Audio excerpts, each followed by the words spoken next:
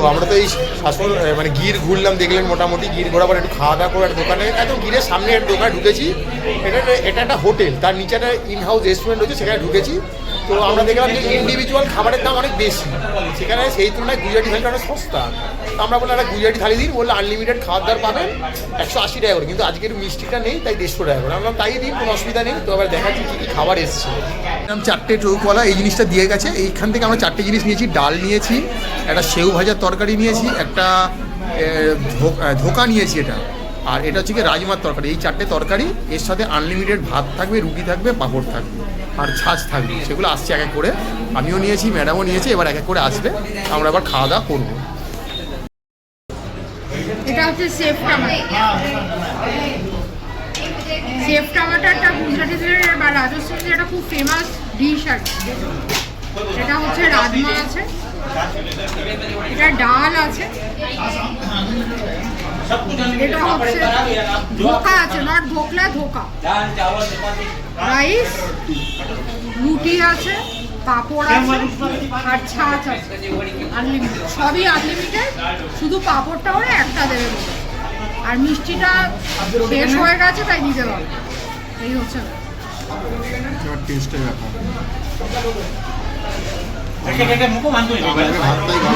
ও ডালের মধ্যে দেখছি আবার বাদাম বল, ডালটা মিষ্টি মিষ্টি হবে। অরহর ডাল একটু পাতলা কিন্তু মিষ্টি মিষ্টি হয়, বলা যায় না, আবার ওয়েস্ট বেঙ্গলের শেপও হতে পারে।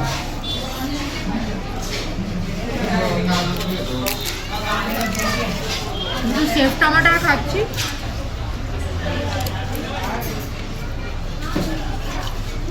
এই সেফ টমেটোটা খেতে ভালো, মানে এমন কিছু রিচ নয়, হালকার ওপরে খেতে ভালো। আমি এর আগে সেফ টমেটোর খুব একটা খাস আমার লাগে।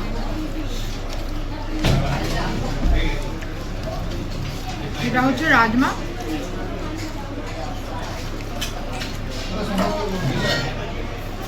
টেস্ট আছে রাজমাটা, খুব ভালো।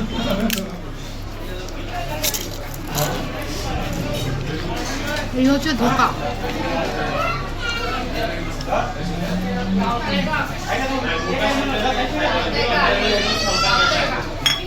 ধোকাটা ভালো করেছে, কিন্তু আমরা বাঙালিরা ধোকা একটু মিষ্টি মিষ্টি করি, ওরা তেমন করেন, একটু নোনতা সাজার করেছে। তবে ধোকাটার টেস্ট আছে, যে কটা চারটের মেন যে আইটেম খেলাম সাইড ডিশ হিসাবে, চারটে আইটেমের খুব টেস্ট। এই হচ্ছে পাঁপড়, ছ্যাঁকা মশলা,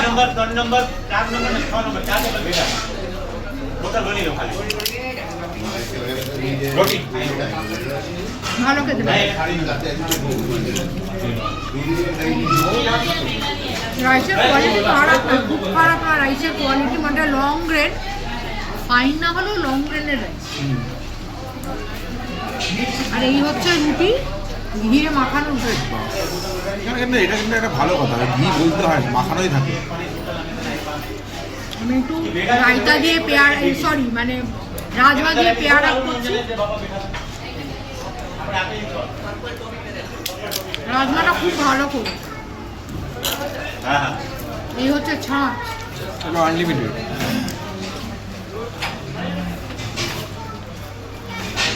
ভালো খাবারটা আজকে সত্যিই ভালো খাবার, খুবই ভালো। আমরা যদি একদম ভিড়ের ঠিক মেন যে এন্ট্রি পয়েন্ট, সেখান থেকে বেরিয়ে একটা দোকান, ভালো একদম ডেডিকেটেড কোনো ভিডিও না, জাস্ট চলাপথে খাচ্ছি, আমার ট্রেনে করে বেরিয়ে যাবো।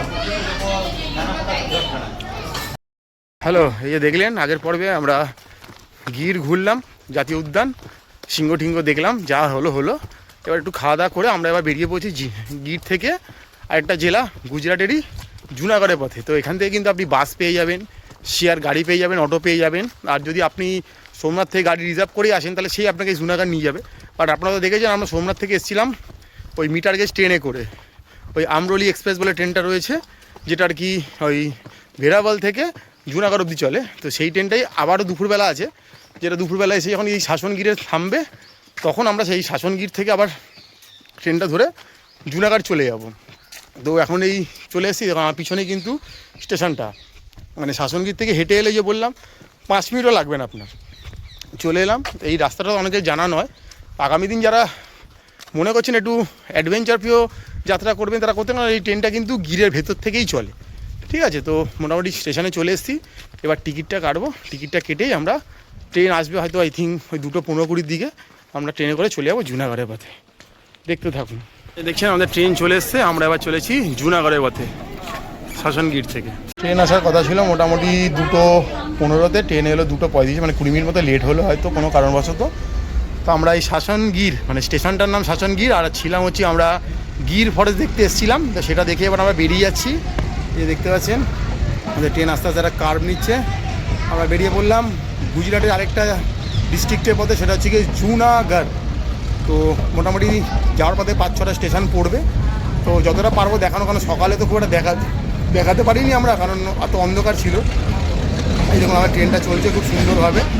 এটা কিন্তু মিটার গেজ ট্রেন, আগেই বলে দিচ্ছি। আর দেখুন আবারও কাঠের সিট এরকমই, ওইদিকে কিন্তু কোনো সিট নেই, ওদিকে জানলাগুলো রয়েছে, এদিকেই বসার ব্যবস্থা। ওপরে এই যে বাঙ্ক রয়েছে জিনিসপত্র রাখার, পাখা লাইট মোটামুটি জ্বলছে আগেকার দিনে সেই লাল লাল লাইটগুলো। এই নিয়ে মোটামুটি আমরা বেরিয়ে পড়লাম গির থেকে, শাসনগীর থেকে জুনাগড়ের পথে। যদি আমরা কিন্তু গির ফরেস্টের মধ্যে দিয়েই যাচ্ছি, বলা যায় না, যদি কপাল ভালো থাকে হয়তো এই ট্রেনে বসে হয়তো একটা কিছু দেখে যেতে পারি। আসার সময় কিন্তু আমরা হরিণ দেখেছি, আমরা কিন্তু ময়ূর দেখেছি। এখন কি দেখতে পাবো জানো, দেখুন সারাক্ষণ তো তাক করে রাখা সম্ভব নয়, হয়তো খালি চোখে দেখতে পাবো, হয়তো তখন ক্যামেরাটা বন্ধ থাকবে হয়তো মেবি, বাট দেখার চেষ্টা করো, যদি কিছু দেখতে পাই, যদি দেখাতে পারি দেখাবো।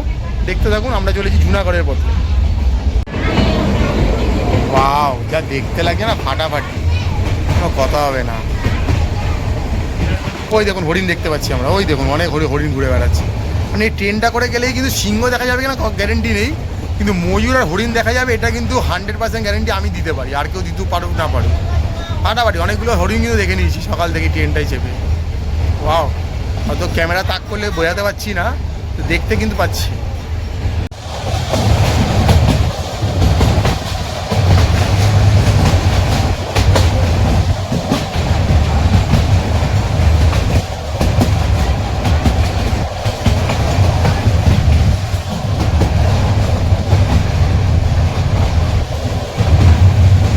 চলে এলো কানসিয়ানেস, এই যে মোটামুটি শাসনগীর থেকে ছেড়ে 12 কিলোমিটার পথ চলে আমাদের স্টেশন চলে এলো কানসিয়ানেস। এই দেখতে পাচ্ছেন এখানে এখনও পতাকা সব দেখানো হচ্ছে, স্টেশনে টুকটাক কাজ চলছে। এই নিরিবিলি জায়গার মধ্যে স্টেশনগুলো, এসে ট্রেনটা আমাদের দাঁড়ালো, এই যে দেখতে পাচ্ছি। দেখছেন শাসনগীর থেকে ট্রেন 21 কিলোমিটার পথ চলে এসছে সাতধার স্টেশনে। একদম নির্ঝুম টাইপের ছোটোখাটো দোকানপাট রয়েছে, বসার জায়গা কিছু রয়েছে। এইখানে হচ্ছে কি আমাদের সেকেন্ড স্টেশন সাতধার, যেটা শাসনগীর থেকে 21 কিলোমিটার দূরে। শাসনগীর থেকে 29 কিলোমিটার পথ চলে আমাদের ট্রেন এই মুহূর্তে এসে দাঁড়ালো হচ্ছে গিয়ে একটা স্টেশনে ভিসাবাদার জাংশন। এখান থেকে ওই জাংশন অনেক বুঝতে পারছেন ট্রেন এদিক ওদিক অনেক জায়গায় লাইন ছড়িয়ে যায় আর কি, বাট আমাদেরটা জুনাগড় অব্দি যাবে। টুকটাক কিছু দোকানও দেখতে পেল অনেকক্ষণ পর একটা স্টেশনে। তো এই মোটামুটি নিরিবিলি পথ দিয়ে আমাদের ট্রেন চলেছে জুনাগড়ের পথে। দেখতে পাচ্ছেন আমাদের ট্রেন শাসনগীর থেকে মোটামুটি 50 কিলোমিটার মতো পথ চলে এই মুহূর্তে চলেছে বিলখা বলে একটা স্টেশন। সবই ছোটোখাটো স্টেশন, বাট এর বাইরে একটু জনপথ দেখতে পাওয়া যাচ্ছে, গাড়ি ঘোড়া রয়েছে। তো এখনও মোটামুটি আমাদের অনেকটাই পথ যা বাকি রয়েছে জুনাগড়ের পথে। দেখা যাক কখন গিয়ে আমরা পৌঁছাচ্ছি জুনাগড়। 1 ঘন্টা লেট আছে ট্রেনটা। এই যে দেখতে পাচ্ছেন লেখা রয়েছে একটা গায়ে, একটা সিট দেওয়া রয়েছে, এটাই হচ্ছে কি একটা স্টেশন, এর নাম হচ্ছে কি তোরনিয়া। তো মোটামুটি আমরা শাসনগীর থেকে বলতে পারেন 52 কিলোমিটার মতো পথ চলে এসেছি তোরনিয়াতে। মানে এখানে স্টেশনগুলো এরকমই একদম নিরিবিলি, মানে রাস্তাঘাট স্টেশন মাঠঘাট কিছুই বোঝা যাচ্ছে না, এরকম দেখুন লোকজন নেমেছে, লোকজন হেঁটে হেঁটে আবার যাচ্ছে। এই হচ্ছে গিয়ে তোরনিয়া স্টেশন। তো মোটামুটি আমাদের ট্রেন চলেছে একটা জেলা থেকে আরেকটা জেলার পথে। তো এই মুহূর্তে আমরা চলেছি শাসনগীর থেকে জুনাগড়ের পথে এই মিটার গেজ ট্রেনে করে। এই দেখুন লোকজন যাচ্ছে গ্রামের পথে।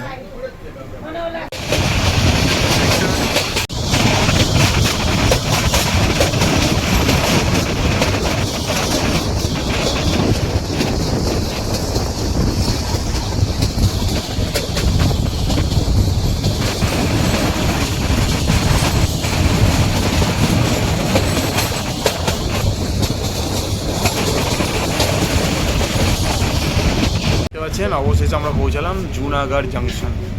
তো এইটা আমরা এলাম মিটার গজের লাইনটা এদিকে, আর ওই দিকে যদি দেখেন ওইদিকে হচ্ছে কি ব্রড গেজের লাইন।